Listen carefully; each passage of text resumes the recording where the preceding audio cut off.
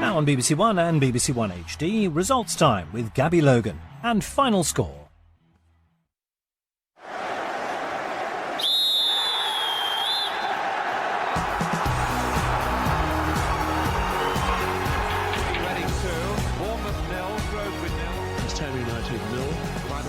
Relegation. He was one of the heroes of the afternoon. Applause from the away supporters. The latest score is Wimbledon through to the Premier. John Terry's tears we all know. It's too crucial week.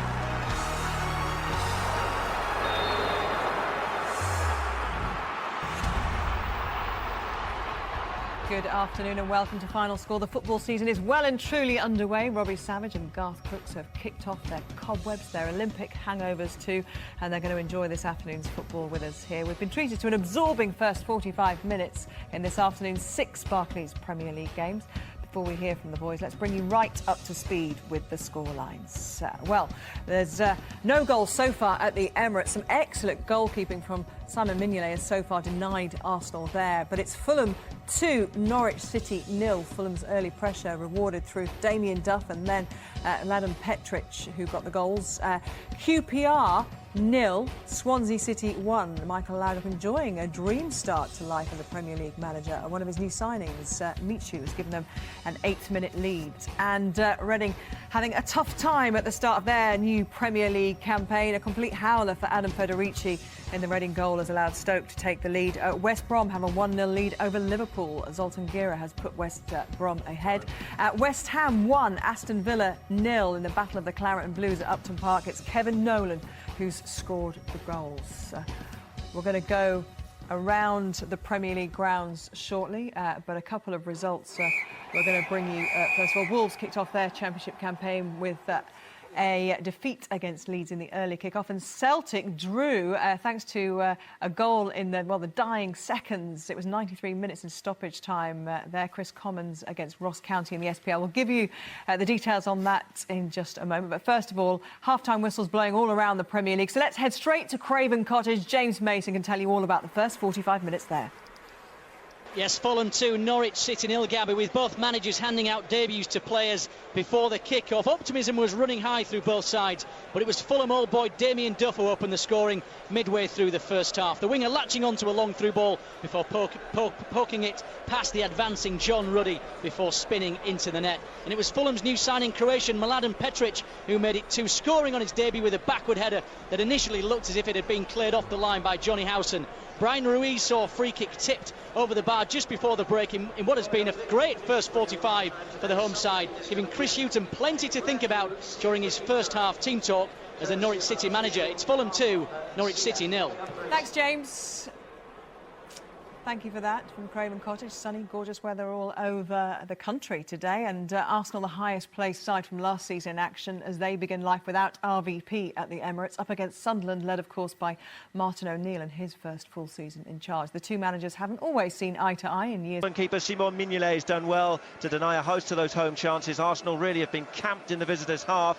So at the other end, Sunderland are going to need to take what rare chances they get.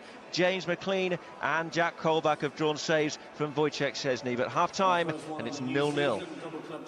Thank you. Well, Mark Hughes has been busy this summer clearing the decks at QPR after that dramatic last day relegation escape. Swansea are starting afresh too. Michael Laudrup in the dugout today for the first time in the Premier League, and watching for us and enjoying it, I hope, Jackie Oatley. Oh, very much enjoying it, but there's only been one goal somehow, that going to Swansea, leading Swansea by a 0-0, but we could have had so many more. It was a bright start by Queen's Park Rangers with 4 new signings making their debuts: Fabio, Park, Hoylett and Rob Green. But I'm afraid it was Rob Green who had a nightmare start. 8 minutes into his debut, he could only parry a Michu left footer from the edge of the box into his own net. But since then, plenty of action from QPR. Mackie, Hoylett, Fabio, Hoylett again, and then Tarabt going close. But just before the break, Swansea should have equalised. They twice hit the bar, once through Chico and once through Michu, and then Routledge, a former QPR player, somehow blazed over the bar from close range. So at half-time, it's QPR 1, Swansea 0. Well, the battle of the Claret and Blues at Upton Park today. Fortunately, Aston Villa are wearing their change strip, but it's all about new starts as well. Paul Lambert taking charge for the first time, and for Big Sam, of course, life back in the big time. Big game, John Anderson, for both. Big game. Big Sam will be celebrating. Paul Lambert will be fuming. It's West Ham United 1, Aston Villa 0 at half-time, and it was a hugely contentious goal which separates the two sides. The ball played over the top into the Villa box. The flag went up from the assistant on the far side. It was ignored by referee Mike Dean. Ricardo Vazte squared for Kevin Nolan to knock it in from close range. The referee then went across to consult with linesman Simon Long, overruled him and allowed the goal to Villa's fury. A controversial end to an otherwise completely soporific first half. El Amadi and Holman fired wide for Villa, but Paul Lambert will be furious about the way the half ended, and I'm absolutely sure we won't be hearing the last of this incident. West Ham United 1, Aston Villa 0. Just to confirm, QPR are trailing Swansea with the lead at Loftus Road, 1-0 there for Michael Laudrup's side. Now two new managers at the Hawthorns, with the added spice of Steve Clarke up against his former club Liverpool in his first match in charge, and Ivan Gaskell enjoying this one. Ha ha ha. Saint Ivel, perhaps. I think one manager, Steve Clarke, will be slightly the happier at half-time. Very little, though, between these two, both trying to play football in a pleasing sort of style. One felt it might take something special, really, to separate them, and boy, was it special when it came just minutes before the break. Zoltan Gera, who missed half of last season with injury, announcing his return in wonderful style. A left-foot volley struck beautifully from way outside the box. Reina barely saw it as it flew past his fingers into the top corner. That's a little rough on Liverpool, for whom Suarez wasted at least one glorious chance from 2 yards out. I think you even might have tucked that one away, Gabby. 1-0 West Brom. Take that as a compliment, I think, Evil Ivan. OK, there are a lot of rubles now at Reading and 6 summer signings for the Royals, including Pavel Pogrebniak. Brian McDermott's side haven't lost the Majeski since January, but there can be few tougher introductions to the pace of the Premier League than a meeting with Tony Pulis' Stoke. Jason Mohammed has been watching this one evolve. Well, Gabby, I've seen Reading keeper Adam Federici many times pull off outstanding saves in the Championship. His day in the Premier League, however, ruined by a shocking goalkeeping error, something you would see on a Sunday League pitch. Michael Kitely, Stoke City's new signing from Wolverhampton Wanderers, who has been outstanding in the first 45 minutes, had far too much time to shoot just outside the 6-yard area. When he did, Federici dived over the ball, should have been comfortable, an absolute shocker. Yet, before that, Reading marginally the better side. Adam Lafond, Kaspers Gorks with the best chances. John Walters for Stoke City also had a header which just went past Federici's left-hand post. I have to say, even then, the Reading keeper never looked like getting in anywhere near that. The Stoke City fans are singing, "We're going to win the league." They lead by a goal to nil. Early days. A couple of mistakes, though, goalkeeping mistakes. Federici there, Green at Loftus Road. I know now, obviously, you know, that other things happen in the game and perhaps those mistakes won't be remembered. But does it indicate a nervy start for you, Robbie? Yeah, it is. You know, Federici is a terrible mistake. But so far, we've seen a fantastic goal. You know, at West Brom, we've seen a couple of goalkeeping errors. And we've seen, again, goal line technology will come into the fore, because at Fulham, you know, Johnny Howson, I think, cleared it. Well, I think it was just in, but there's going to be a debate about the goal line technology again. The one thing I'll say is no Norwich player screamed about it. There's no massive complaints. When the ball doesn't go over the line, then there is an injustice, and players respond accordingly. But they didn't complain. So I think on that basis, we can assume the ball was over the line. People should tune into Match of the Day to see Zoltan Gera's goal. Oh. What a goal, Gabby. An interesting match of managers there as well, isn't it? Steve Clarke against Brendan Rodgers, the two new managers, and Clarke with some history at Liverpool, and history with some great managers as a number 2 as well. They're going to be 2 interesting careers to follow. It is, and if I assess the first half, for me, Liverpool are not playing at their optimum. Not playing quick enough, Garth. Yeah, they're not where they need to be to sort of really start fizzing. Where West Brom have started much quicker, brighter. Because it's Liverpool, perhaps they feel a little bit more, and the crowd's up for it. But the goal by Gera was sensational. You know, I'm saying about Aston Villa, you know, my tip to go down, you know, at West Ham, I don't think they've had any chances at all. They've been so poor. You sticking by your tip then? I stick by, you know. Question if That's West Ham's 45 goal... minutes commitment for you, that's big. There's a question. Nolan's goal might have been offside. I think Vaz just might have been in offside position when he cut it back. I thought Vaz might have been. I think there might be a claim there. He was pulling himself back and making, you know, the gesture that he wasn't he? Yes, he was. But there was a huge debate. Well, hopefully speaking to Sam Allardyce on full time, I'm sure he'll have an honest assessment of that. Oh, I'm sure he will. Oh, yes. I tell you what, but Vla, the Villa centre half, he's got a few cuts. He's up against Carlton Cole. Welcome to the Premier League, Vla. Indeed. OK, let's move to Scotland now. And Celtic were 66-1 on to retain the SPL title this season without the presence, of course, of their old firm rivals. Well, they started off with a win at home against Aberdeen a fortnight ago. And today they took on First Division champions Ross County, new to the SPL, of course, watched by Roddy Forsyth. 15 seconds of injury time were all that separated Ross County from a famous victory that would have been the shock result of this fledgling Scottish season.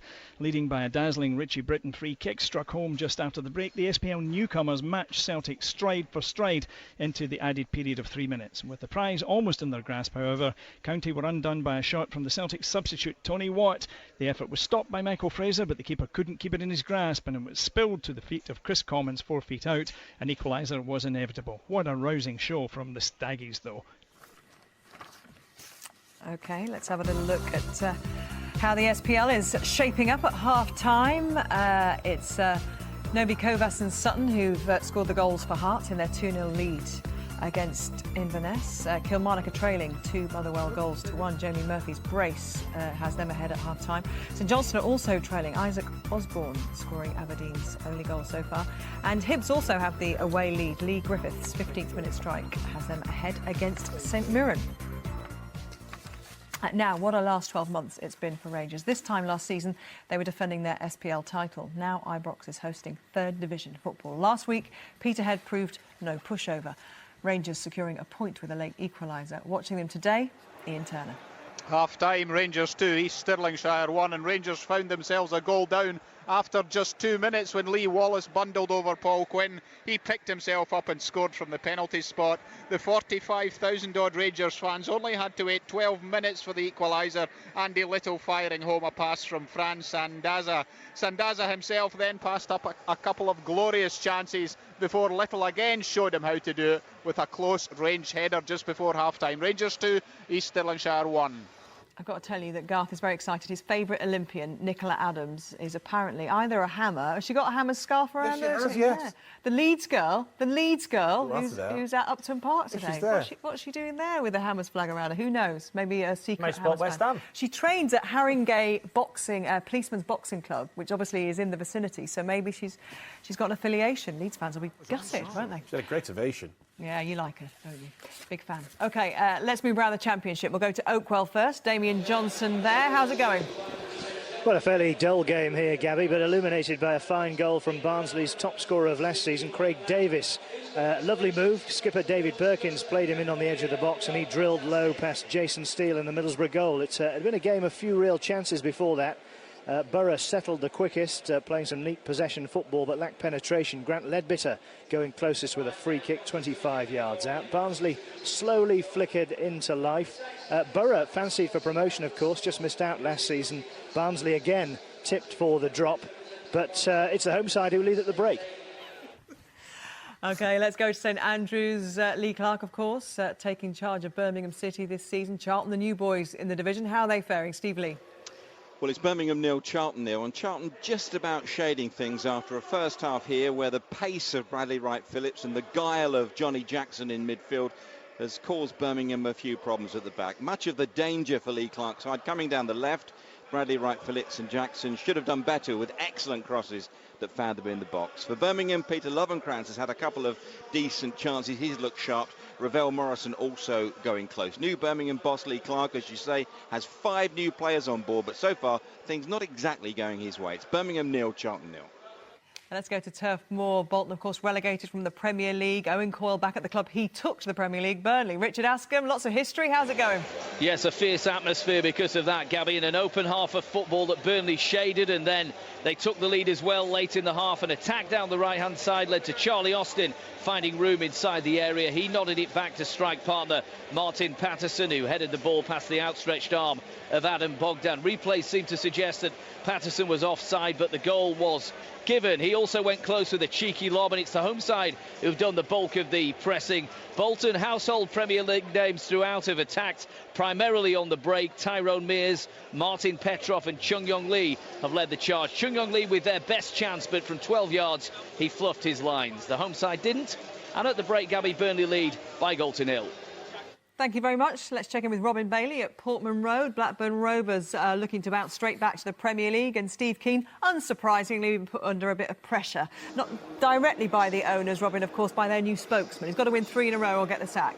That's right, so he said, although he did apologise. But no, they're going well, Gabby. They're cleverly marshalled so far by new captain Danny Murphy. 1 up after a debut goal from their loan signing from Galatasaray, Colin Kazim Richards. He headed home after Scott Dan powered a header across the box when he was completely unmarked from a header. Now, whatever global advisor Shivi Singh said in the summer hasn't affected the Rovers players, it seems. In fact, they look to be fired up. Dixon Atuhu and Nuno Gomez have done well on debut. Ipswich have looked good going forward, but the strengthening of the defence with Luke Chambers and keeper Scott Loach yet to bear fruit. Mistakes by Chambers and Tommy Smith nearly gifted Rovers other goals too. However, they have threatened at the other end. Lee Martin and Spurs loanee Massimo Luongo have sparkled, and Aaron Cresswell's free kick brilliantly saved by Paul Robinson. Is Ipswich 0, Blackburn 1. And to Selhurst Park, Gianfranco Zola at the helm at Watford. They're the visitors. Mark Webber's watching. Crystal Palace 2, Watford 1, and Watford's Roman Legion need to plug their defences if this first half is anything to go by. A silly tackle by John Eustace gifted Palace an opening penalty. Owen Garvin converting easily. And Garvin's second came as 4 Watford players stood motionless in their box as he weaved his way through them and tapped home. There was some hope for the Hornets in between those 2 goals. Sean Murray's long, hopeful ball spilled by Palace keeper Julian Speroni, allowing Martin Taylor to lob the rebound in at the net. But it does seem a case of Palace going where Eagles dare, but Watford defenders don't. Crystal Palace 2, Watford 1. Steve Bruce, another manager in the Championship, under pressure to get right back up into the Premier League this season, taking on Brighton today. Paul Addison at the KC Stadium. What kind of match have you enjoyed?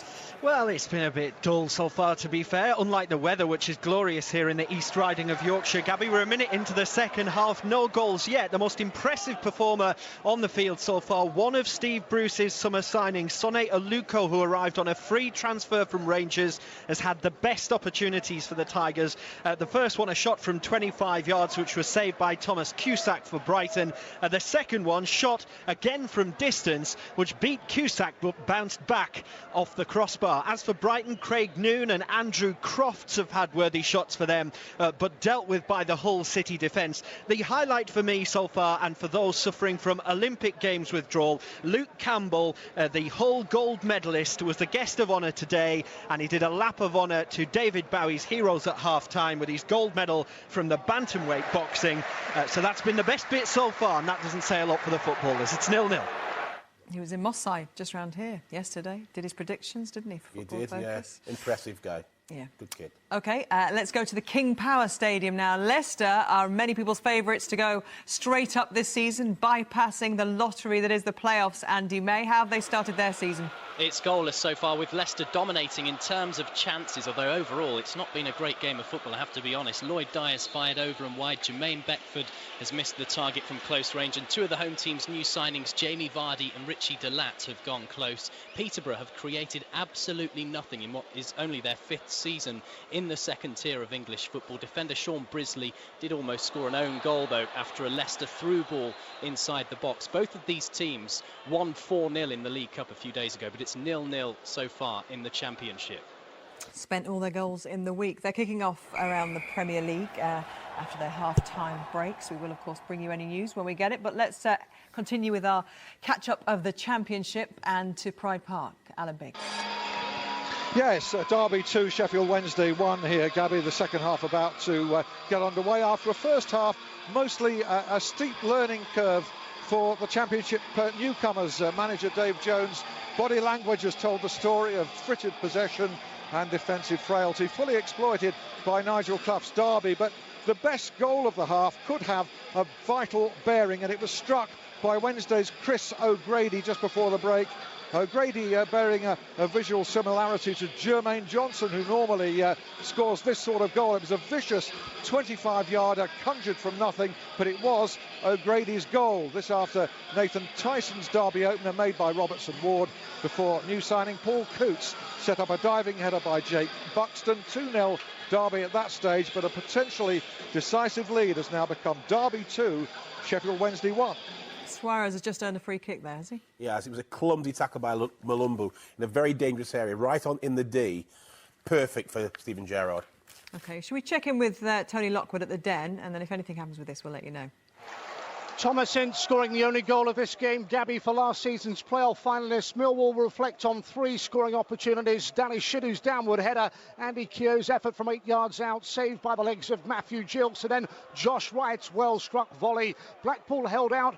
Kevin Phillips tested Mike Taylor in the home goal, and moments later Thomas Ince played a delightful 1-2 with Thiago Gomez and then swept the ball into the bottom corner for Blackpool's opener. Into the opening minutes of the second half, it's Millwall 0, Blackpool 1.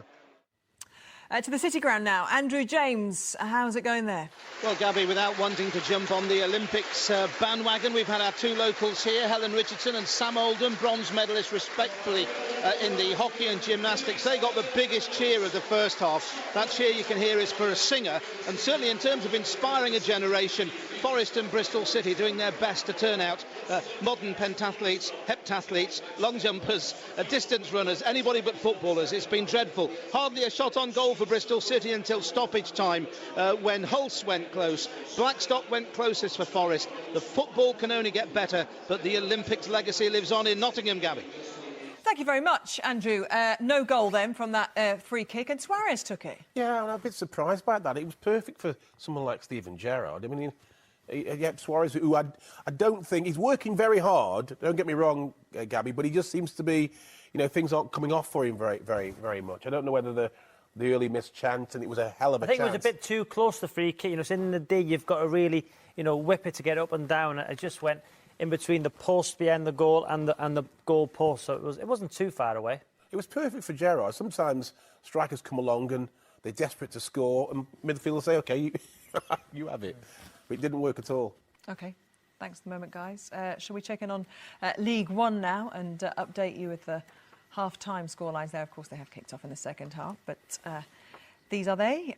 Crawley, of course, enjoying yet another start to a new division, are up 1-0 against Scunthorpe. Richie Barker's first home match in charge, and Gary Alexander has given them the lead. And it's Crewe trailing to Notts County 1. Steve Davis, Alex are on a club record 20 unbeaten run, but it's going to end today if they can't do anything about it in the second half. It's MK Dons 1, Oldham 0. Darren Potter for the hosts. Portsmouth 1, Bournemouth 0. McLeod, one of the players on a short-term contract for Portsmouth, with the goal for troubled Pompey, although they're putting their troubles to one side, certainly on the pitch. Anyway, Sheffield United, of course, last season's beaten playoff finalists, are ahead thanks to David McAllister against the Shrews. Tranmere have the lead thanks to Ronnie Moore's hosts, are playing their 12th straight season at this level. I can't say the goal scorer right now. Walsall 0, Doncaster 2. And it's Yeovil 1, Coventry 1. And let's have a look at League 2. AFC Wimbledon are in the lead against Chesterfield. Jack Nidson for the Dons playing their second season in the Football League. And Bristol Rovers are trailing by 2 Oxford goals to 0. Exeter 0, Morecambe 3. The Shrimps have never won an opening day league fixture in 5 attempts, but looks like, unless it's a dramatic second half, they might be doing that today. Andrew Fleming with 2 of the goals. Fleetwood, the new boys, are goalless against Torquay, making their Football League debut. Gillingham 1, Bradford 0. Danny Kedwell scoring 2 minutes before the break. Port Vale 2, Barnet 0. Vale celebrating 100 years of Football League action this season. They're in control there against Barnet, who struggled, of course, last season. The hosts are enjoying a dream start as they begin their life at New York Stadium.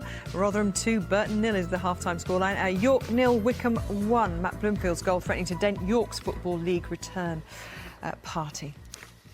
OK, let's go to the King Power, though. And you've got a goal for us. I have indeed. Leicester lead 1-0. Wes Morgan has just headed in a corner from Ben Marshall, completely unmarked inside the 6-yard box. Shortly before as well, Peterborough did have a chance, their first chance of the game, remarkably, after they scored 4 on Tuesday night. Paul Taylor on the turn, forcing a save from Kasper Schmeichel. They didn't get that goal, though. Leicester have got one. They lead 1-0. Thank you. And you can see another goal for Cheltenham as well. Jermaine McGlashan with 49 minutes of their second against Dagenham and Redbridge. But let's go to the Emirates. Tony Husband, it was Mignolet who was the difference between these two sides, perhaps in the first half. How have Arsenal started the second? Well, Arsenal trying to crank it up a little bit again. They're camping themselves in the Sunderland half, but so far Mignolet hasn't had a save to make in this second period. Sunderland, since the restart, have shown some ambition. When they got a free kick, they did stick the centre-halves up. Queller and O'Shea went forward, but they couldn't get anything from it. So it's going to be a question once again here at the Emirates. Arsenal possession, but dare I say it, of course, are they missing a clinical finisher up front? We know, of course, they are. And Podolski's role this afternoon, interesting to see as he settles in, just quite where he fits in this system at the moment. He's up front on his own at times, and I'd say of the two debutants, Cazorla's probably had a better game so far, but 0-0 still in early stages of the second half. Frustrating if that continues for Arsenal. Yeah. See, this is the game last season. You know, Arsenal had lots of games like this when it was tight. Yeah. Robin van Persie was a man to come up with a goal. You know, they are going to miss him massively. Yes, they've got Podolski and Giroud on the bench, you know, Cazorla, but they're going to miss that guy. Games like this, Van Persie's the man. Fulham have scored again. OK, it's going to be no surprise for you, but let's go. What a goal. Let's go to Craven Cottage. James Mason. Fulham scored again, apparently. They have indeed, and it's hard to hear you because Craven Cottage is going wild. 3-0 now, and in fact they're shouting easy, which might be a bit harsh on Norwich City, but it's Mladen Petric, their new hero, who scored his second goal of the game. We're watching it on the monitor now. Picks the ball up, left-footed strike, leaves John Ruddy stood like a statue, and of course Clint Dempsey was the main omission before the game. It does get a deflection, but I think Ruddy wouldn't have saved it anyway. Yeah, Clint Dempsey looks like he's on his way elsewhere. They're looking for a new striker. I think they've got one. Mladen Petric, remember the name. It's 3-0. Wicked deflection. We'll talk about that in a moment. Let's go to Loftus Road, though. Jackie Oatley has another goal for us. And another new hero for Swansea City, the Spaniard Michu, and what a beautiful second goal it was. Admittedly, Wayne Routledge, a former Rangers player, was allowed to run unchecked for several yards before slipping a perfect ball into Michu, just inside the box, left-footed, swept it inside the left-hand corner. This time, no fault whatsoever attached to Rob Green. He couldn't get anywhere near it. It was an absolute peach of a goal, and just to say, you might want to put Michu in your Fantasy Football League team. He got 15 goals from midfield for Rayo Vallecano last season. He's got 2 already today, and he's hit the bar. It's QPR 0, Swansea 2. Jackie, you've just driven his price right up. Oh, now. yes, exactly. Certainly my team of the week tomorrow. I have to say to you, I mean, one of the things about Laudrup taking over as opposed to Brendan Rodgers, perhaps his network is perhaps a little bit, bit broader. He can go out and find people like Michu who they need goals. Graham didn't score a lot of goals last season, but on this performance, if he can get goals like that, that's a fantastic. And away from home, remember, Swansea last season had a fantastic home form, yes, and away they struggled. If you start the Absolutely. season with an away win, He looks really sharp. The weight of the pass from Routledge, he drove in and he's opened his body, he's bent it in the top corner. Fantastic. It was from nothing. A goal from nothing. Yet another reason to tune in to Match of the Day tonight, as if you needed any. And as for Fulham, of course, let's talk about that one with the deflection from Petric. Norwich are not at the races. Fulham beat Norwich I think it was about 7 years ago, 6-0. And this game already, Garth, could be 4 or 5. It's 3 at the minute, but they're not at the races. Norwich have never won at Craven Cottage. And I thought that Norwich were out to prove a point. So I tipped them to win away from home. And they've not penetrated Fulham at all. They've been prepared to play in front of Fulham, but not prepared to get behind Fulham. And Fulham have hurt them. I think, watching all the games, the thing that's sticking out for me and Garth the most is Liverpool. Yeah. What they're doing is they're trying to keep the ball in a Brendan Rodgers way, but they're doing it too slow. They don't look comfortable, the centre-halves, when they get the ball. Skirtle in particular, slow. and Kelly. Yeah. Rayner is being encouraged to give the ball in a Swansea fashion, throw it out to Skirtle, throw it out to Kelly, and they're not comfortable with it. and they're getting but more chances. presumably they've been doing this all pre-season. Yes, but this is the big stage. This is where it matters, where you're under pressure. So how long, when you're in the dressing room, Robbie, and this is what's happening, how long before you start saying this is not the way we play? You know, how long before you... You've seen with Swansea, Brendan Rodgers will not change. It's up to and if the players at Liverpool can't do it, he'll get players who can. But it's OK doing it in pre-season because, teams will drop off you. They'll just try and get the fitness. When it starts, West Brom on the front foot, they're pressing high up the pitch, and some of the Liverpool players at the back aren't used to it. I hope he does persevere with the likes of Kelly and Skirtle because they are very good players. He might just have to adapt a little bit, that's all, and get the ball into the midfield areas where you've got people like Lucas and Gerrard and Alan who can play. OK. Martin Allen's having a very good start to life as Gillingham boss. At the Priestfield, it's now 2-0 against Bradford City. Danny Kedwell with a penalty. It's a penalty. Penalty's got to be. Where? It's a penalty. West Brom. West Brom. Should we go there? Let's check in with Ivan Gaskell. Confirm for us, Ivan, a penalty? I can't quite confirm the penalty. I can tell you one thing, though.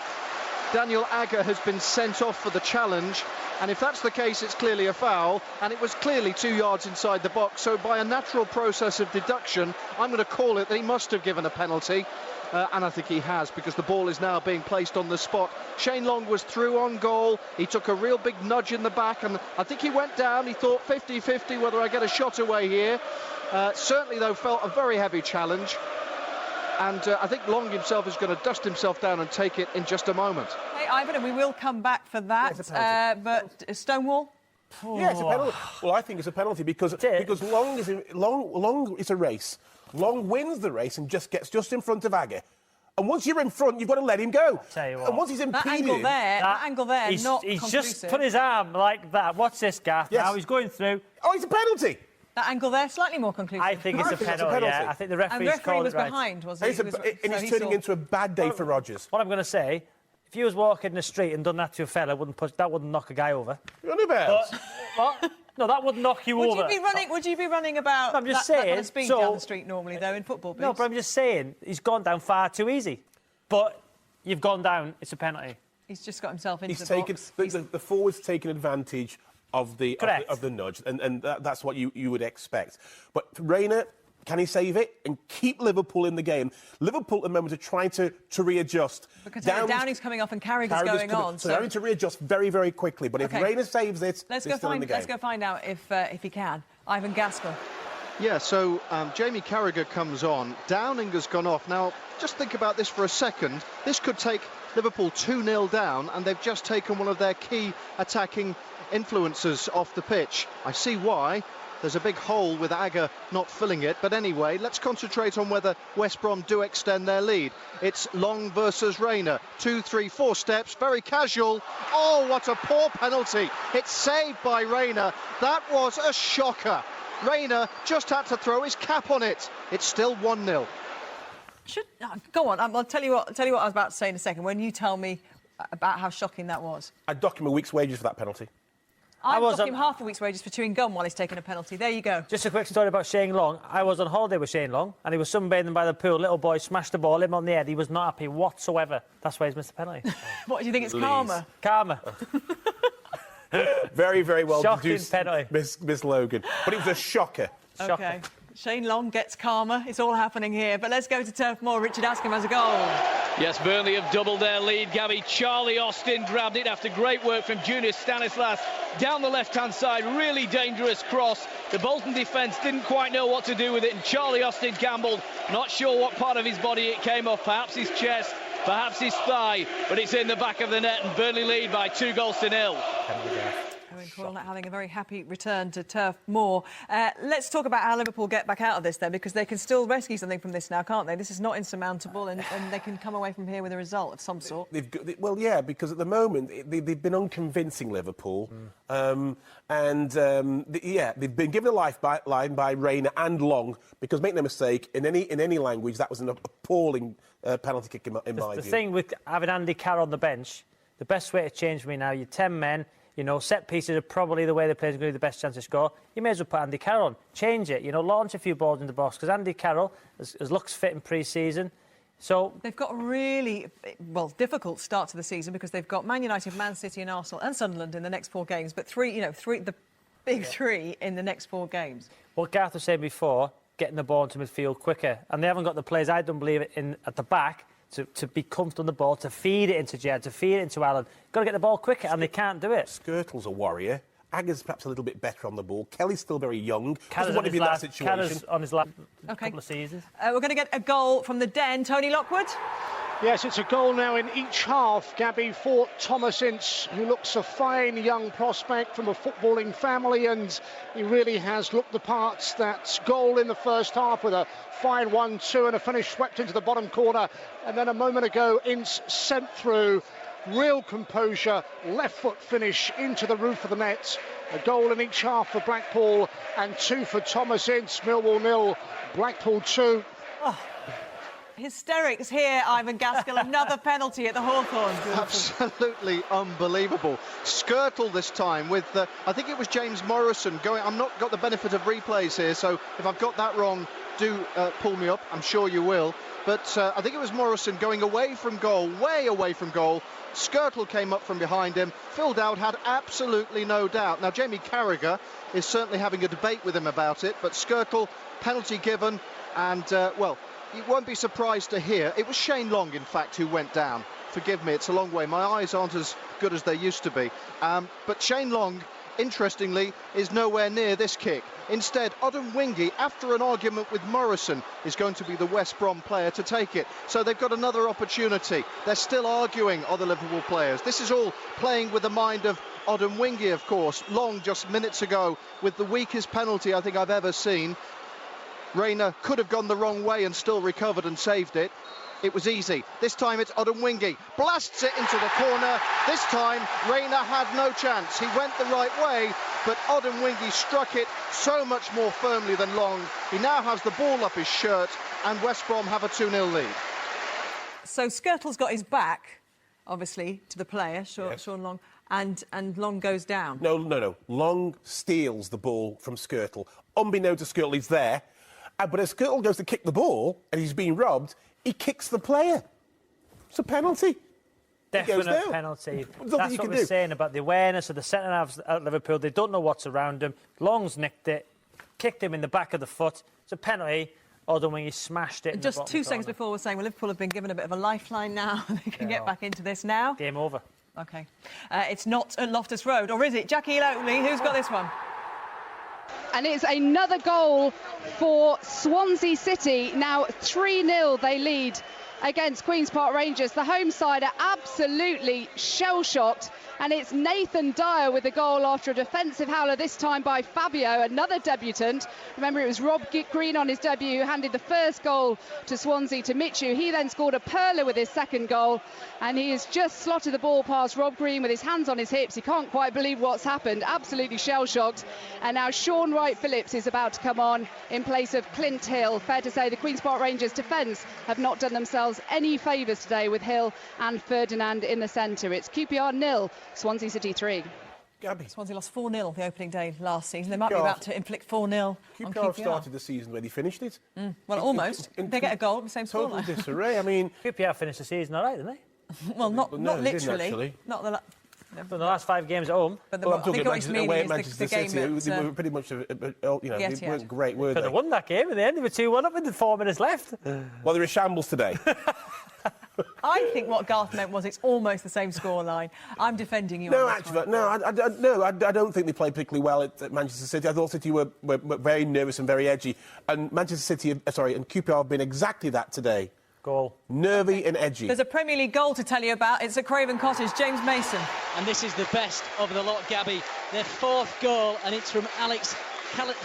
This is going to be difficult for me to say. Here we go. Alex Kacaniklic. He's had a wonderful game as well, the young winger on the left. A wonderful ball through into him in the box, and he side puts it past John Ruddy. This guy came from Liverpool a few years ago as a 16-year-old. He looks a real find.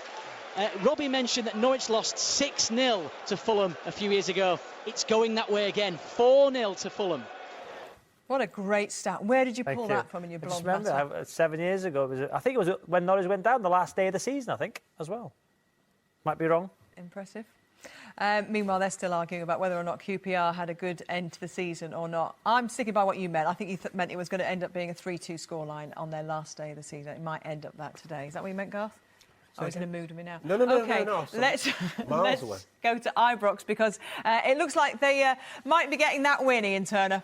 It looks like it's like being back in 1963 because the last time these two teams met, as I was saying earlier, was in 1963 and it finished Rangers 1, East Stirlingshire 1, and that's exactly the scoreline now. It's been quite an afternoon for Fran Sandaza, the Rangers striker. Great up until he got into the box and then frankly couldn't hit a barn door. Well, he's hit the barn door this time. The ball bobbled about in the penalty area like a bagatelle. Several players had shots, but it was Sandaza from 1 yard out, and that's about as close as he likes it. He slashed it into the back of the net. It's Rangers 3, Stirlingshire 1. Thank you, Ian. Let's go to the Majeski. Jason Mohammed, it's been quiet there. We haven't visited you for a while. What's been going on? Yes, well, I've been listening to the goal updates and I've been watching this game, and I have to tell you, the only thing I can report, Gabby, is that Stoke City have come out firing. Matthew Etherington running at the Reading defence. Desperate defending by Kaspars Gorks prevented John Walters from making it 2-0. Peter Crouch headed to the far post just when it looked like Walters was about to strike. Gorks put a foot in. It's all Stoke City here. Michael Kitely and Matthew Etherington giving Ian Hart and Chris Gunter a real tough time in the heat. Tony Pulis' team, I think it's fair to say, Gabby, have the experience at this level and are using it well. And listening to Robbie there, given that Swansea City are 3-0 up at Loftus Road, did he start the show by saying Swansea City were going to go down this season? You've picked him up on that, Gabby. Don't worry, Jason, all in good time. You did say they were one of 12 No, that I didn't say down. they go down. No, I said Reading, Southampton and But you Villa. said they're one of 12 who could be in Anyone there. of 12. I think that's a fair statement, to be fair. I think it's ridiculous. Fair to be fair. Oh. It's early days, isn't it, to pull that statement out? Swansea could go down. Simple. And what about results today? Let's remind the good folk at home what the scoreline predictions were for that particular match. I said QPR 2-0. Right, that's not going to happen. Garth? Couldn't possibly comment. You said 2-1. I'll be reminding you of all of them a little bit later on. Everybody's a bit rusty around here. OK, including me. Let's go to the Emirates now. Tony Husband, the only Premier League game with no goals and no Robin van Persie to change that. And every report, I feel like I'm saying pretty much the same thing to you, Gabby. This is all about Arsenal pressure and trying to break Sunderland down. We're seeing some great football from Arsene Wenger's side, as always. They must be so frustrating for home fans to watch. You want to applaud them one moment, but then you're tearing your hair out the next because they just don't finish moves off. They get into the box, and they've just got a wall of Sunderland players to try and get past. Substitution a few moments ago. Podolski's gone off. Another debut then. Olivier Giroud has come on. He scored 21 times in the French League last season. They'll need some goals from him, and Louis Saha has come on as a substitute for Sunderland. Stéphane Sessignon has gone off, and in a moment the Sunderland side are also going to make a change. In fact, a few more changes on the way, but still 0-0. Under pressure straight away. One newcomers, Crawley Town now with a 2-0 lead over Scunthorpe. Gary Alexander penalty on 64 minutes. Well, last season's runners-up Manchester United have to wait until Monday to start their Premier League campaign, which at least has given them a chance to clear their new £24 million signing. And after a summer of speculation, Robin van Persie has indeed ended up in the red side of the city. Well, Sir Alex Ferguson also welcomes back Nemanja Vidic to the centre of defence, who damaged a cruciate knee ligament last December. And he and his new teammates are raring to go. You look fit. It must be great to be back playing football again, mustn't it? Yeah, I'm looking forward, obviously, the season to start. I've been training with the players, with the team last 3-4 weeks, and hopefully I should be fit for this year and help to the lads to go there to win the title. Do you sense, as I've sensed, that the arrival of Robin van Persie, the power may have shifted? Obviously, you always want to have the signing. Obviously, the player as Van Persie last year, he scored how good he is, how many goals he scored. Hopefully, he can score for us, obviously, this year. But we never looked in that way. We always believe we have a good team, we have good players, and we have trust in each other. I believe we are stronger than last year, and hopefully now we have to prove on the pitch. Like a new signing, I guess, for Sir Alex Ferguson to have him back after 7 or 8 months without him. He looked in great nick. For me, he was like... He is for Man United what Kompany is for Manchester City, and I think if he has an injury-free season with Van Persie, I think United win the title. For what it's worth, I think the signing of Van Persie is a game changer. But what was really most interesting was the mood around Old Trafford. I arrived on the Thursday just when Van Persie was having his medical, and there was at the press conference there was Ferguson and the 3 players Rooney, Ferdinand and Vidic, and you could see them. There was a there's an atmosphere and there's a presence that they just, you could see, you knew something special was going on. To them is the same disappointment it would give to Arsenal's players to lose Van Absolutely. Persie in equal measure. Absolutely, you can sense that in the dressing room as well. Yes. Goal, that's what, 4-0. 4-0. 4-0. Okay, he's giving it all away. Let's go to Jackie Oatley. Absolutely extraordinary. It is QPR 0, Swansea City 4, and it's the substitute Kemi Augustian who's floated the ball through, this time to Nathan Dyer. He was onside. More awful defending by Queen's Park Rangers. They've had an absolute shocker this afternoon. Mark Hughes has changed it, but it's made no difference. And this time Dyer with his second goal of the game. Michu, the Spaniard, had scored 2 before it. And if you recall, this time last season, Queen's Park Rangers lost 4-0 at home to Bolton. It is QPR 0, Swansea 4 with 19 minutes to go. And QPR survived. What's the R for? West Brom had a glorious chance.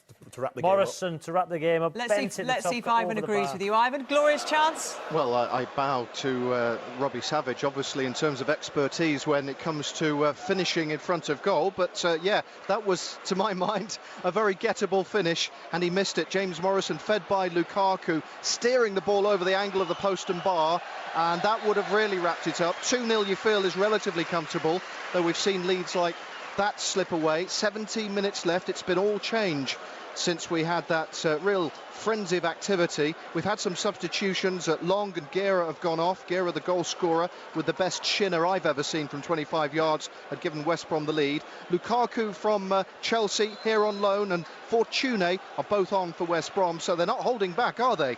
Putting 2 strikers on with the 2-0 lead against Liverpool under their belts. And Joe Cole is a welcome return to English football. He's on for Lever, but it remains West Brom 2 in front against Liverpool, and they're having the better chances too. Not the start Brendan Rodgers would have wanted. Respond then to Ivan on that? No, I've just got to say he's probably got a fair point there. It's interesting that Brendan Rodgers and Chris Hughton immediately are under pressure. Yeah, and Mark Hughes. Well, Mark Hughes was he ended the season with under a bit of pressure. I mean, Mark has also got to try and convince people that QPR, he's capable of getting QPR where they think they should be, mid-table, QPR. I think so. I know it's very early days as well for Michael Laudrup, but it's interesting with Swansea. You know, when Roberto Martinez left, people were worried about how Swansea would continue. Brian Rodgers comes in, continues that, you know, something very good foundations and very stable has been built there, obviously, that they can continue playing the type of football they do. Yeah, absolutely. I think that's the performance of the day, personally. I know Fulham have done very well against a very poor Norwich, I have to say, on the day. But for me, the performance of the day is without doubt Swansea. They've been outstanding, because I was there when Swansea played QPR last season. QPR beat them 3-0. That was part of that five match win run that they had. But today, Swansea. And as we said earlier on, poor away from home last season. In spite of the brilliant performances at home, they didn't pick up the points they needed to. So QPR first day of last year, I think, lost 4-0 at home to Bolton. Yeah, Jackie just said that. Yeah. Did she? Oh, sorry, I was engrossed in the games.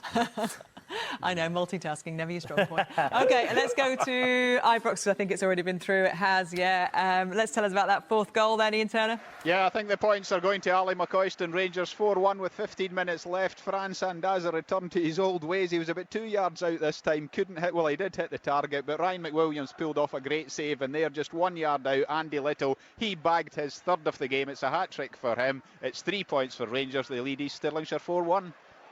Thank you, Ian. Let's go to the King Power. Andy May with a goal.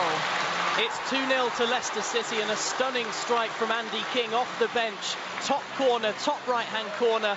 First touch as well, as the ball came right across the edge of the box. Andy King makes it 2-0 to Leicester City, and they've actually just made a change as well, bringing on another striker, David Nugent. So Nigel Pearson clearly wanted more goals against Peterborough in the final 15 minutes.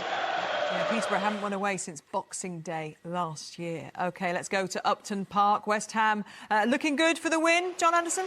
Yeah, they're 1-0 up thanks to that controversial Kevin Nolan goal 6 minutes before half-time. But Villa have been a lot better in the second half. A Stephen Ireland volley early on was saved by Jaskalainen, and Zogbier had a fierce rising drive deflected over the bar. But Hammers might have gone 2 up. Vaz Tay with a lovely run down the right-hand side, cut it back for Kevin Nolan. He hits it really well with his right foot from about 16 yards out, but it was a wonderful diving save by the evergreen Shay Given. And in the last 5 minutes or so, Villa have had a few corners, haven't yet been able to get the goal they need, though. It's West Ham 1, Aston Villa 0.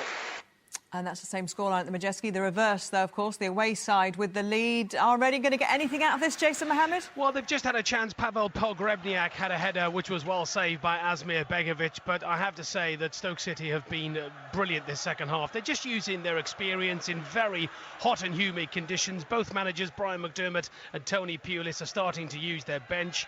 Gareth McCleary is on for Reading, and Cameron Jerome has just come on for the magnificent Michael Kitely. You can see why so many Wolverhampton Wanderers fans were upset when Kitely left. He's been brilliant today. Stoke City's best player and the man who got the goal. All down to that Federici howler, though. Reading 0, Stoke 1, 14 minutes to play. Ivan Gaskell's been a busy boy this afternoon at the Hawthorns. Another goal.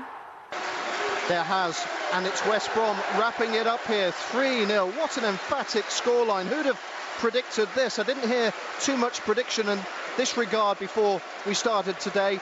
3-0 West Brom, and it was Ridgewell who clipped a beautiful ball, actually. He had loads of space to look and pick out his man, and he picked out Lukaku on loan from Chelsea, showing his quality. He's a big guy. He rose up unchallenged, nodded in where Suarez had missed in the first half. Lukaku nodded home. It's 3-0. It's game over. There's going to be a debate on matter there tonight, I think, if you can ask people. The goals come from a shot. The ball's got clear to the edge of the box. A shot come in. There's 3 of them offside, trundling back out. It's fell to Ridgewell. The second phase, he knocks it across. Lukaku heads it in the back post. But it's that second phase of play again. It's a silly rule for me. You're offside. It's a second phase. He got himself back onside, nods in the back post. That rule's been in existence now for every season. It's a stupid rule, guys. Players should know what that's all about. It's a stupid rule, second phase, and it's too much. Whether it's stupid or not, players should know about it. You just adapt to it. Yeah, but you can be lazy. You can be offside when the shot goes in. They're 5 yards offside, 3 of them. Getting back lazily. Ball goes Ridgewell, squares it, heads it back post. It's a stupid rule. Should bring it back. If you're offside, you're offside. Yes or no? No. OK. Let's go to the City ground. Andrew James, is it a goal?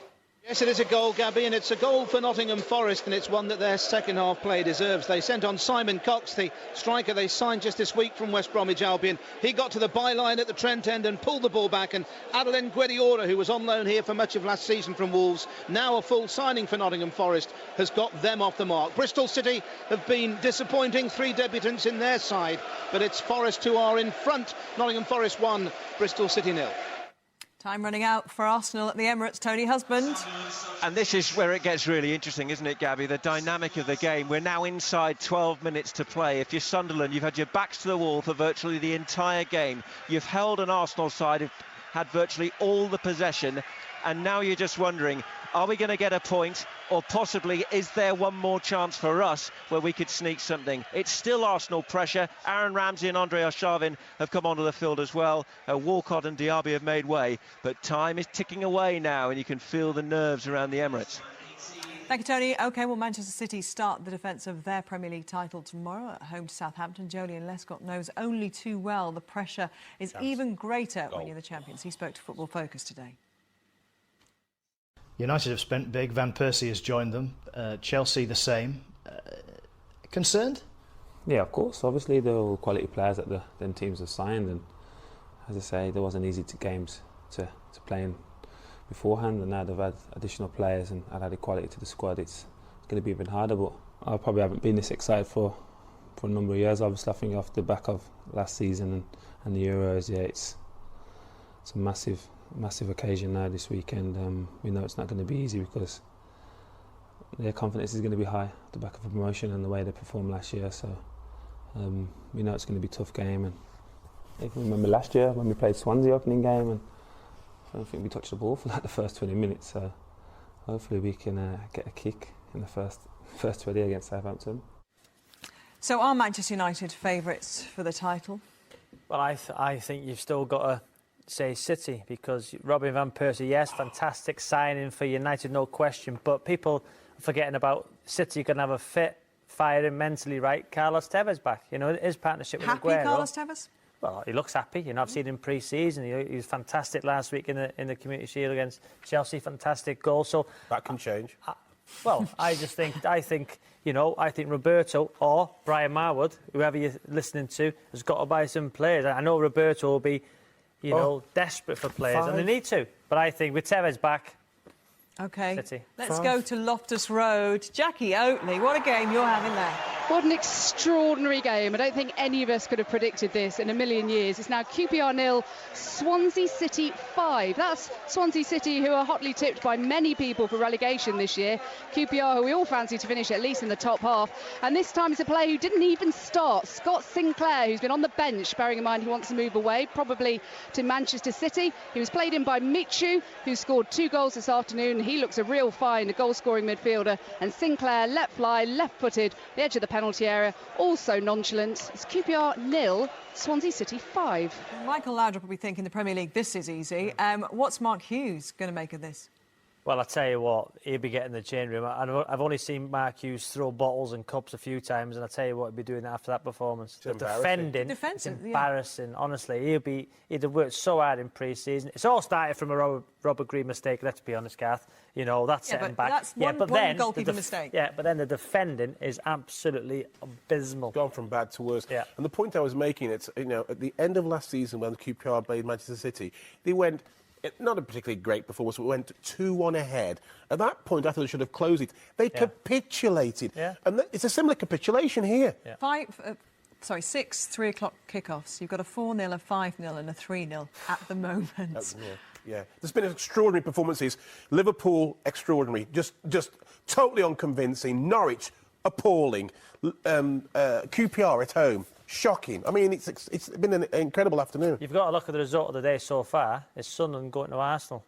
And at the moment, holding them. Yeah, they're going to take a point away. Tony Husband has been saying the same thing all afternoon. Is it the same old story? Well, I was just going to say, what have I done to deserve the 0-0? Listening to the goals going in at those other games. Another great chance for Arsenal just a moment ago. Cazorla putting through Giroud, and really with a great opportunity to hit the target. He's let it skew off the outside of his right boot, and he's put it well wide.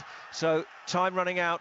8 minutes remaining on the clock, and frustration growing, and Sunderland, you just feel they will believe now they can get something from this. OK, let's go to Hamish Marshall at Fratton Park for an update. There's a goal there. Yeah, there is indeed. It's Portsmouth 1, Bournemouth 1, so Bournemouth back on terms, and it's been coming thanks to a Lee Barnard header from about 6 yards out. Ezel McLeod, who scored for Pompey in the first half, missed a couple of really good chances to put this one to bed. His side may now be about to pay the penalty in front of what's an amazing crowd, 17,703. Pompey 1, Bournemouth 1. A goal at the KC Stadium, Paul Addison?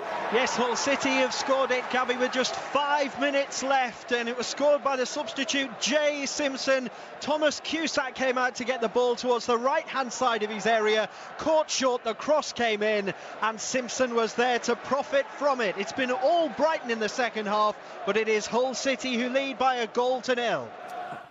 Good start for Steve Bruce. Interesting, actually, in the Championship, that the teams that you'd expect to get their noses in front have done that today, haven't they? The likes of Leicester, of course. Wolves have trailed to Leeds United, who have their own aspirations under Neil Warnock to go up this season. The thing with the Championship, Gab, is, you know, we all know anybody can beat anybody. You know, it's such a tough league. To get out of that league, it's good. But, you know, Hull there, you know, Steve Bruce, fantastic. Derby having Bolton, doing well. Of course, not having such a great day of it at Turf Moor. No, but I see Owen Coyle at half-time. He doesn't look happy at all. And that's, Burnley are doing well. It's such a tough league, Gab. Let's hear a bit more about that game, actually. Let's go to Turf Moor. Richard Aston. Yes, hi, Gabby. Bolton have started to mount a little bit of pressure in the last 10 minutes or so, but Burnley's defence pretty comfortable. They've been the team who've driven this game. They lead by 2-0, fully deserved, full of attacking threat, Burnley, throughout the game. Bolton, bit of a charge in the last few minutes, but probably all too little too late, although Zat Knight just had a header cleared off the line, Gabby. Bolton still on the attack. Chris Eagles on that left-hand side, looks inside to Sam Ricketts, who goes for a shot, but well over, and that rather sums up Bolton's day today. Owen Coyle would have brought his team here. Looking through the lineup, all Premier League household names, he would have expected to get something today, but perhaps this just proves how difficult this division is. Burnley well worthy of this 2-goal lead. Crawley now 3-0 up against Scunthorpe. Jonathan Forte on 18 minutes. But we're going to go to Craven Cottage. A penalty, James Mason. Looks Stonewall from here. Yep, a penalty, and a penalty score by Fulham. Steve Sidwell, the substitute, making it 5-0 now to Fulham. So Robbie Savage may yet prove to be right. In 2005 it was. Norwich City lost 6-0 to Fulham. Incidentally, that relegated them from the Premier League. Could it happen again today? Damien Duff opened the scoring. Petric got 2. Alex Kacaniklic got the 4th. The 5th from Steve Sidwell. Just a bad day at the office for Norwich, but a very good one for Fulham. I'm not sure it's a prediction so much as you just dragging it up from your mind. But opening day defeat. You didn't see 6-0 defeat today. No, I was involved in a 5-0 defeat in the opening day when I played for Leicester, and it's demoralising. You know, the fans get on you. It's hard to get back from that sometimes. We went down that year. I'm watching the Fulham-Norwich game, and I'm watching the Norwich fans are leaving, and you just can't help but sense that the fans are starting to think, is this the beginning of a great journey, Lambert's gone, the players don't look as though they have the confidence of the new manager. You know, you start imagining things. So, and Chris Hughton's got to get them back on track very quickly, because it's been a very bad afternoon for him. He had a very good season with Birmingham City last season, considering there was all the kind of shenanigans going on behind the scenes and the money situation, and of course they had 62 games in the season. He's left it to Lee Clark. How's he doing with it, Steve Lee? Not too well at the moment. It's Birmingham 0, Charlton 1 just 7 minutes ago. An extended bout of head tennis in the Birmingham area, and Bigley on court leapt highest to head home. Birmingham with a new manager, Lee Clark, 5 new players. They've been distinctly unimpressive in this game. They really haven't got going. Charlton have defended resolutely, and now Court has put them ahead. Birmingham 0, Charlton 1. Portman Road now, Robin Bailey with a goal. Well, this is a sucker punch for Blackburn Rovers, who've been the better side throughout the 87 or so minutes so far, but Jason Lowe has just scored an own goal. Not really his fault. He was just trying to get in the way. It was just he got in the way really after Jason Scotland put the ball across. Chopra was about to finish, and there was Lowe trying to clear it, but he could only put it into his own net. And that has been coming since a brilliant save by Scott Loach, the new signing for Ipswich, which really got the crowd going. And as soon as the crowd got going, Ipswich kind of remembered they were in a match. They've been giving the ball away throughout these 90 minutes so far, but they're back in it now. It's Ipswich 1, Blackburn 1. That is a sucker punch, though, isn't it, for Steve Keane and for Blackburn Rovers. Let's go to the Majeski Stadium. Not a great start to Premier League life for Reading at the moment, Jason Mohammed. No, Gabby, and it all goes back to Adam Federici's horrible mistake on 34 minutes when Michael Kitely's missed his shot, just squirmed under his body and into the net. Reading throwing everything forward, but yet again I have to say that Stoke City have been using all that experience, all that nous at Premier League level to their advantage. Ryan Shawcross and Robert Huth at the back. The two central defenders for Stoke City have proved why they will be once again very tough to beat this season. Oh, it's a chance here! Oh, well saved by Asmir Begovic. It's been given a penalty. A penalty has been given. And a red card. Perfect timing, Gabby. Come back to me. There's a penalty that's been given. It was Noel Hunt who seemed to have the opportunity. It was well saved by Asmir Begovic. But somebody went down in the box, and the referee gave a penalty and has given a red card to Dean Whitehead for his second booking. We've got a minute and a half to go, and Reading have an opportunity here to pull it level. See that? Good decision? Yes. A spot-on decision, absolutely. It seems to me that it's Whitehead... not a sending off, Garth. No, it's not a sending off, maybe, but it's certainly a penalty. He's had to challenge. He's had to go for the ball. Definite penalty. Well, the ball spun into the box, and Whitehead's had to challenge. He's missed the ball, caught the player, and the referee obviously feels it's a goal scoring opportunity. It's covered in players. Pulis is not happy about it at all. Never send it off. Never a sending off in my eyes. Penalty, yes, Garth. Let's go back, shall we, to Jason Mohammed and see if they can convert it. Yes, Gabby. Garth and Robbie are absolutely right. Tony Pulis is absolutely furious down here. Absolutely furious with one of the assistant referees. Referee Kevin Friend making sure everybody is out of the box. It's Adam Lafond with the opportunity to draw Reading level. I have to say, Stoke City have been marvellous today. Reading have an opportunity. 23,000 fans here in the Medeski Stadium, bathed in sunshine, ready to see if Adam Lafond can equalise. Up he comes, right foot in to the left of Asmir Begovic. He runs to the corner. They've equalised. Well taken penalty. Reading 1, Stoke City 1. Brian McDermott punches the air. So relieved. I don't think I've seen a man's chest move quite out as much with the relief that he was expelling there. Very relieved there. Yeah. He's got out of jail. Just saying, I predicted 1-1. Because he has. Who was just saying that? Only you. Nobody else was saying that. But, I mean, it's a good penalty. It's a pressure penalty. He converts. But I'm looking here on the elation in Brian McDermott. And it could just change your whole impression of an afternoon, can't it? Oh, absolutely. And purely, really, Stoke had the game under their control. And out of nowhere, they're now down to 10 men, and they're going to have to hang on. It might have got you out of jail as well, because it's the only result so far that you're spot on with, I do believe, Indeed it Mr. is, Editor. actually. 1-1, you both said. Don't label it. Garth copied me, though. Oh, yeah. Of course I did, yeah.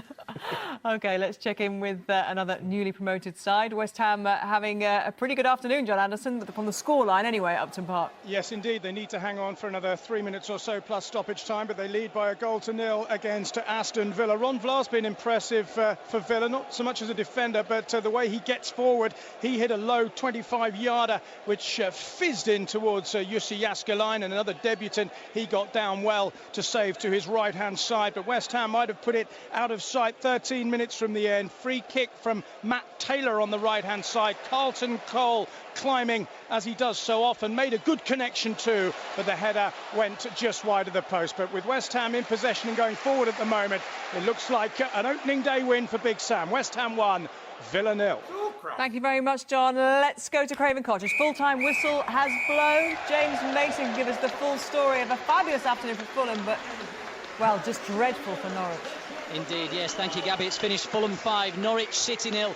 A fine start to the season for the home side, but a dismal day for Chris Hughton in charge of the Canaries for the first time today. Both sides showed two debutants apiece, but it was Fulham old boy Damien Duff who opened the scoring midway through the first half. The winger latching onto a long through ball before nudging the ball past the advancing John Ruddy. And without the one-to-way striker Clint Dempsey, the goal-scoring duties fell to new signing Mladen Petric for Fulham, and the Croatian striker stepped up to the plate with aplomb, scoring twice on debut. The first a backward header just before half-time, his second a fine strike from 25 yards out.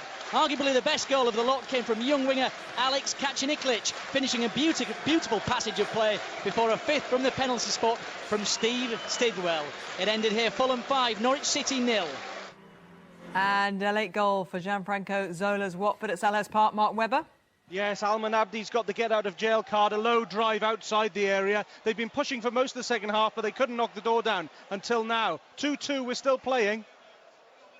Thank you very much. Let's go to the Hawthorns. Full-time whistle is blown there. Ivan Gass has had a cracking afternoon when it comes to reporting goals. Yes, and if the Olympic spirit inspired a nation, it seems at least a little bit of it rubbed off on West Bromwich Albion here at the Hawthorns. A gold medal sort of start for Steve Clarke, really. For Brendan Rodgers, well, something rather less shiny.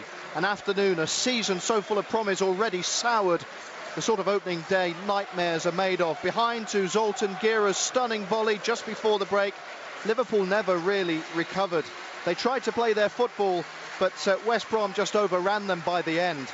Peter Odemwingie made it 2 from the spot. That after Shane Long had missed an earlier penalty when Daniel Agger was sent off for his foul.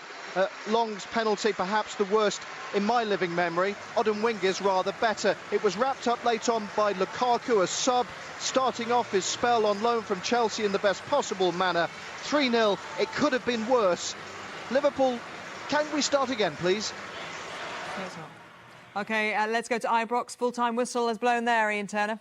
Yes, at 49,118, this was almost certainly a world record attendance for a match between teams playing in the fourth tier of football. And it was tears of a different kind for East Stirlingshire, because although they took a second-minute lead through Paul Quinn's penalty, Rangers were just too strong, and Andy Little comfortably bagged the hat-trick, with France and Daza and Lee McCulloch adding the extras. So a First Division 3 win for Rangers and defeat for the Shire. But then again, they are used to playing in front of 49,500 fewer spectators. Rangers 5, East Stirlingshire 1. 0-0 at the Emirates Fest at Loftus Road. Jackie Oatley was there to witness it. Extraordinary as well. Queen's Park Rangers 0, Swansea City 5. Mark Hughes looks absolutely shell-shocked. Broad smiles for Michael Laudrup, though. Hughes' defence let him down badly today. All the emphasis on tricky wingers, clever midfielders, top-class strikers, yet the defence never looked comfortable. And Rob Green, the goalkeeper, started the rout when he tamely palmed a Michu shot into the net. And they went on to create and miss several chances. Hoylett with 2 of them for Rangers. Vorm saved well from Mackie.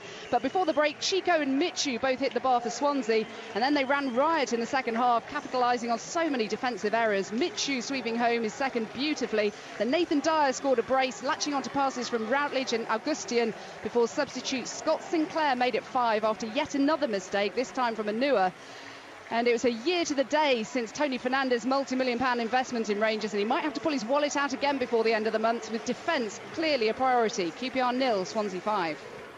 Thank you, Jackie. Let's go to the KC Stadium, and Paul Addison can tell us the story of Hull. Right, it's all over there. It certainly is, Gabby, and Steve Bruce has got a win on his opening Football League game back as a manager here at Hull City, but it took until the 85th minute, and it took for Hull to survive a fair few scares from Brighton for them to get the 3 points. The goal came from Jay Simpson. Joel Dudgeon, good work down the left from him. He drew a challenge from the Brighton goalkeeper Thomas Cusack. People were claiming a penalty, but Jay Simpson wasn't. He saw the ball come into the centre of the penalty area and calmly slotted it in. So Hull City off and running. Gus Poyet will feel hard done by. Brighton probably deserved a point. It's finished Hull 1, Brighton 0. And to Selhurst Park, where Gianfranco Zola has been weaving his magic, Mark Webber. Oh, he's got the wand out. They've just scored. Watford 2-1 down for most of the game. He's brought on super sub Matchit Vidra. He's just used his right foot to send a screamer in from the edge of the area into the right-hand side of the goal. Bellissimo, 2-3. And a goal that's announced. There's a late one there, Steve Lee. Yes, Birmingham 1, Charlton 1. When in doubt, send for 6'7" substitute Nico Zijic. He's come on and he's stroked home a ball from inside the box to equalise a goal that was scored by Leon Cork 7 minutes from time. Birmingham looked like getting a point they probably didn't deserve. It's 1-1. All over at the Majeski Stadium, Jason Mohammed was there for Reading's first match back in the big time. It'll feel like a win right now, I imagine. Absolutely, Gabby, and the crowd are giving them a wonderful reception. Tony Pulis absolutely furious, Brian McDermott elated. Reading have somehow, Gabby, managed to win a point on their return to the Premier League. For most of the game, they were outplayed after Adam Federici's howler when Michael Kitely scored on 34 minutes. Stoke were cruising. Then in the final minutes, Noel Hunt through, shot saved by Asmir Begovic, but Gareth McCleary was fouled by Dean Whitehead. Red card for Whitehead. Adam Lafond, who had a decent chance in the first half, tucked away a last-minute penalty coolly. Pulis turned away. McDermott raised his fists. No doubt he's going to go into that dressing room and ask his Reading players, Gabby, why did they start playing on 85 minutes? Reading 1, Stoke City 1. Thank you, Jason. And New Boys West Ham have taken 3 points against Aston Villa. John Anderson was at Upton Park. Yes, they have. West Ham United 1, Aston Villa 0. Well, the boxing gold medalist Nicola Adams was guest of honour at Upton Park, but new Villa boss Paul Lambert may fancy 3 rounds with the match officials today after losing to a controversial goal just before half-time. The ball was played forward by West Ham. A linesman's flag went up as Ricardo Vazte controlled. He squared the ball for Kevin Nolan to sweep home. Referee Mike Dean ignored the flag, spoke to the linesman and declared the goal valid. Well, Nolan might have wrapped it up for West Ham, although Shay Given saved his shot superbly in the second half, although Villa had opportunities to level. Ireland and Vla forcing smart saves by Jussi Jaskalainen. Hammers sub Modibo Maiga almost made a name for himself, rounding the keeper, but seeing his effort cleared off the line in the final minute, but it didn't matter. It was a scrappy game. No signs that either of these sides are going to pull up too many trees this season, but while Big Sam will be celebrating, Paul Lambert will be fuming. West Ham United 1, Aston Villa 0. Well, Owen Coyle knows today that it's going to be a long, hard journey back to the Premier League. Eddie Howe will be a little bit happier, I imagine, Richard Askham at Turf Moor. Yes, he certainly will, Gabby. 3 local Olympians were presented to the crowd before kick-off. Cyclist Stephen Burke, hammer thrower Sophie Hitchin and canoeist John Schofield. And from that standing ovation, the Turf Moor crowd has been on its feet. Bolton's lineup is full of familiar Premier League names: Kevin Davis, Martin Petrov, Chung Yong Lee. But it's the less celebrated names in claret and blue who lit up this match. Martin Patterson got the opener, nodding in from close range from what did look suspiciously like an offside position. Charlie Austin with a cute nod back set it up. He finished for the second on the end of a terrific whip cross from the left-hand side from the pacey junior Stanislas. Bolton were restricted to chances on the break. Chung Yong Lee with the best of them, but he scuffed wide from 12 yards, and that rather summed up their day. It finished Burnley 2, Bolton 0. And with the details from Portman Road, here's Robin Bailey.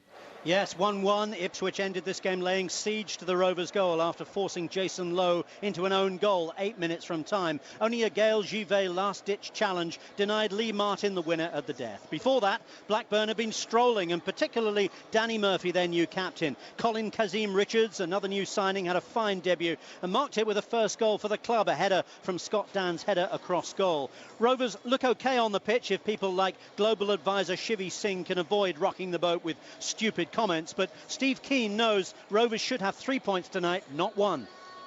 Thank you very much, Robin. Now, for the first time this season, I say, let's get the full classified results with Mike West.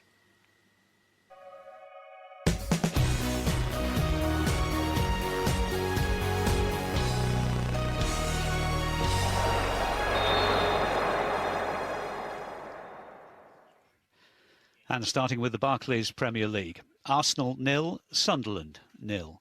Fulham 5, Norwich City 0.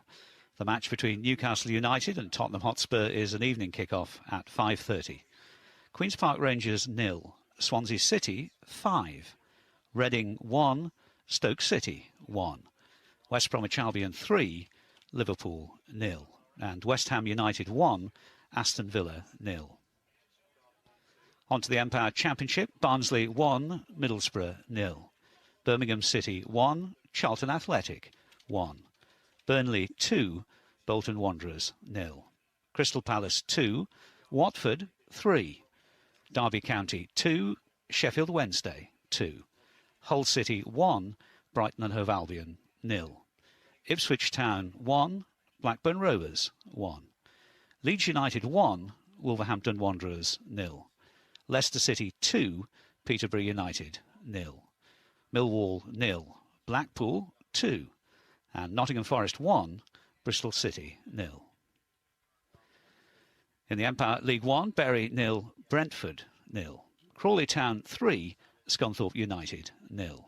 Crewe Alexandra 1, Notts County 2. Hartlepool United 0, Swindon Town 0. Milton Keynes Dons 2, Oldham Athletic 0. Portsmouth 1, AFC Bournemouth 1. Preston North End 0, Colchester United 0. Sheffield United 1, Shrewsbury Town 0. Stevenage 1, Carlisle United 1.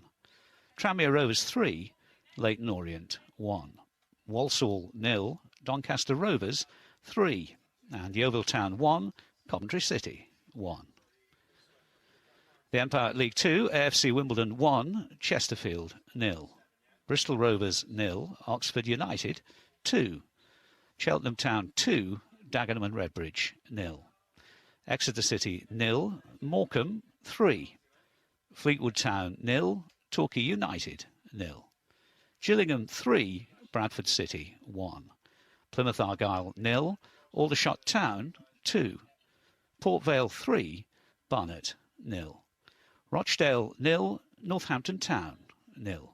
Rotherham United 3, Burton Albion 0. Southend United 0, Accrington Stanley 1. And York City 1, Wycombe Wanderers 3. On to the Blue Square Bet Premier, AFC Telford United 3, Braintree Town 0. Alfreton Town 0, Hereford United 3. Cambridge United 2, Southport 0. Ebbsfleet United 1, Wrexham 1.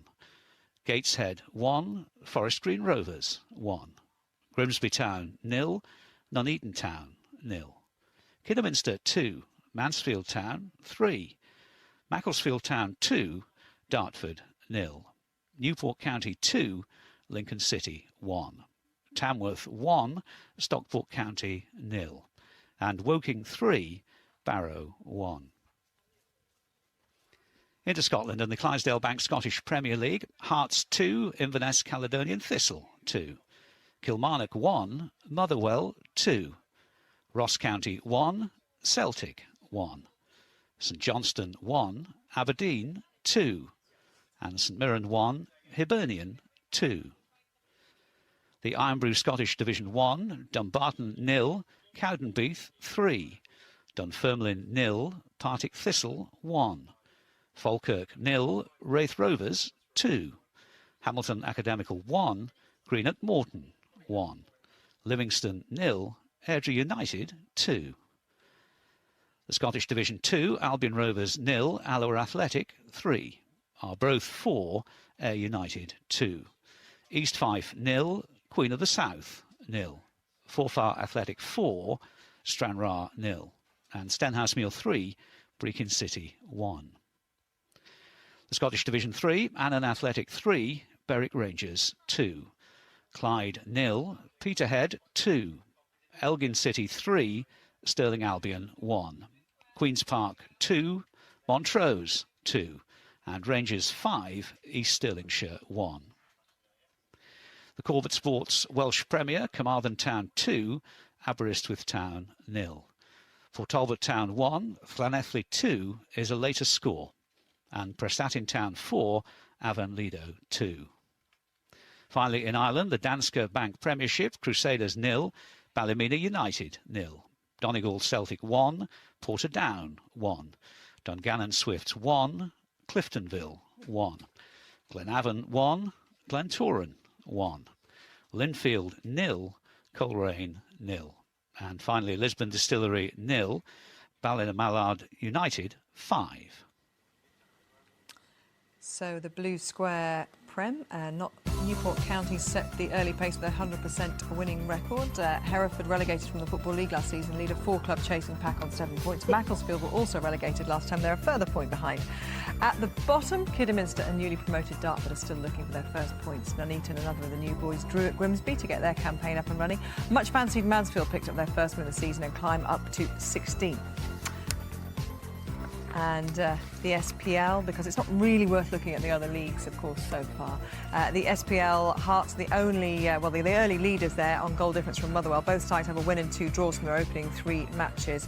Celtic, a further point behind, do have a game in hand. Neil Lennon's title favourites need a stoppage time equaliser, though, at newly promoted Ross County to maintain their unbeaten record.